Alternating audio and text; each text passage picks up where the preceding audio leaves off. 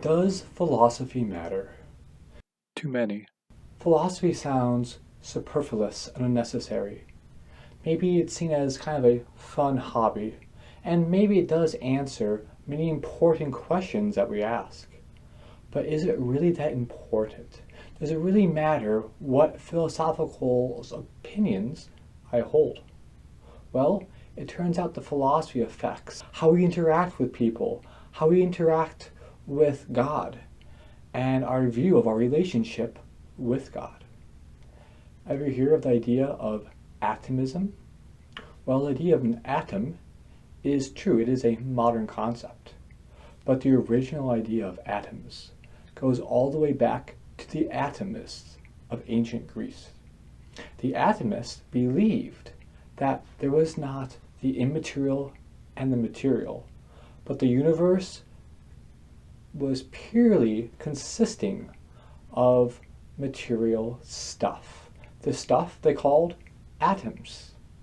Now, because they believed that the world was just consisting of the material and was lacking anything that was immaterial, they did not believe in the soul. So their belief in philosophy had a horrible effect on their theology and on their morality. So that brings us to ethics. What about morality? How does our philosophy affect the way we view morality? So one can argue that there is revelation. Through revelation, we can come to many moral principles and know much of the moral theology. However, revelation is not enough to answer all the questions. Let's take the situation of abortion, for example. Now, we know from Revelation that the murder of a child is wrong and it's a sin. But what we need from philosophy is to answer the questions: what is life? And when does life begin? So you can see philosophy is necessary for a full understanding and explanation of our moral theology in the world we live in. Philosophy also answers, what is the place we live in? What is the world like?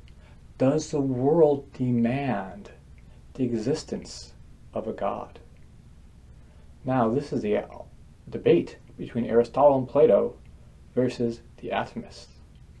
Aristotle and Plato believed that the world had material and immaterial parts. So they believe that even after you die, there is still an immaterial part that is in existence. And this immaterial part that exists, once the material part or the body is corrupt, means that there must be an afterlife. Since there is an afterlife, then how we live on this life is going to affect how our afterlife is, whether it's happy or if it's very painful. So because of that, Aristotle and Plato had a morality, a moral code that wasn't just based on what gave them pleasure, but a moral code that prepared you for finding happiness in the afterlife. However, the atomists were very different. They only believed in the material. Because they only believed in the material, once your body was destroyed, there was nothing more. Therefore, there was no capacity or ability to enter the afterlife. If there was no afterlife, then there was no reward for doing good in this life. Therefore, their morality, their view of life, was all about attaining the most amount of pleasure and avoiding pain. So you can see how one's philosophy completely determines how they live their life. Let's look at modern physics. So we have some very famous physicists, such as Stephen Hawking. What is one of the things he has said? Because there is a law such as gravity, the universe can and will come from nothing. Now, there is a lot of false statements in this proposition.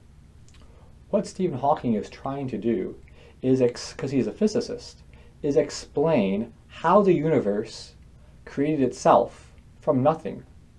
In order to do that, he claims that it's because there are laws such as gravity. Now, if we look at logic, we can see that this statement doesn't prove anything. Stephen Hawking is a very intelligent man, a fantastic mathematician. However, because he hasn't studied philosophy, he has these very fundamental errors in some of his writings. Now, I could also say, use his same sentence and prove other things in the same sense that he has. For example, the fact that the universe creates itself from nothing, in Stephen Hawking's view, is a mystery that can't be explained. So he says, because there are other mysteries such as the laws of gravity, the universe can and will create itself from nothing. But I can use the same argument to prove that there is a God. I can say, because there is a law such as gravity, there is an all-powerful God who exists and is the cause of his own existence.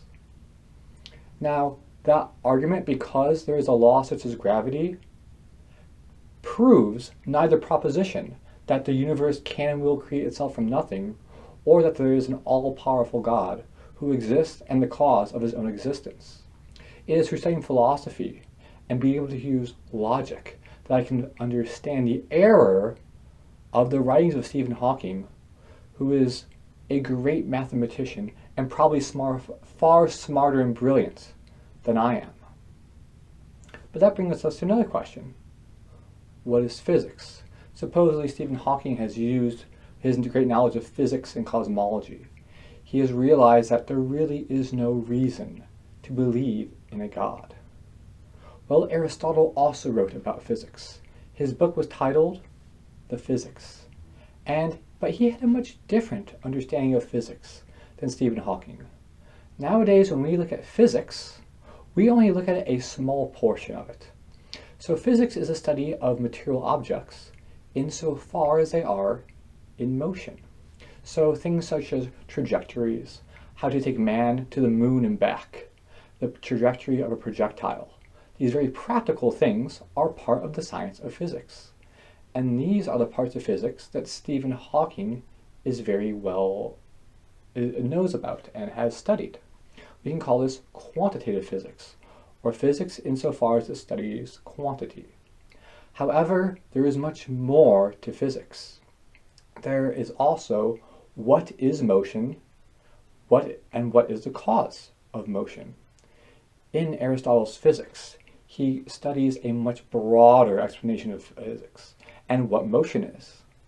As he studies physics and motion, he comes to the conclusion that when we look at the cause of motion, there must ultimately be an all-powerful, unmoved mover. This unmoved mover, we call God. So you can see that philosophy gives you a broader understanding than the more limiting sciences that we tend to worship in modern society.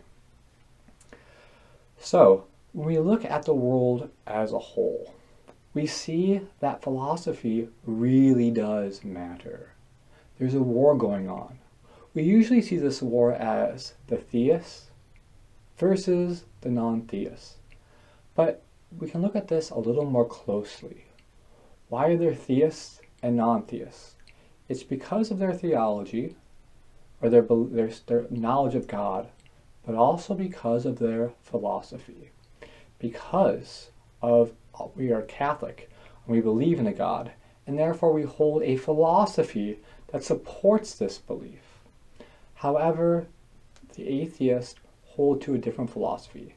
They have a metaphysics based on materialism that allows them to hold this view that there is no God.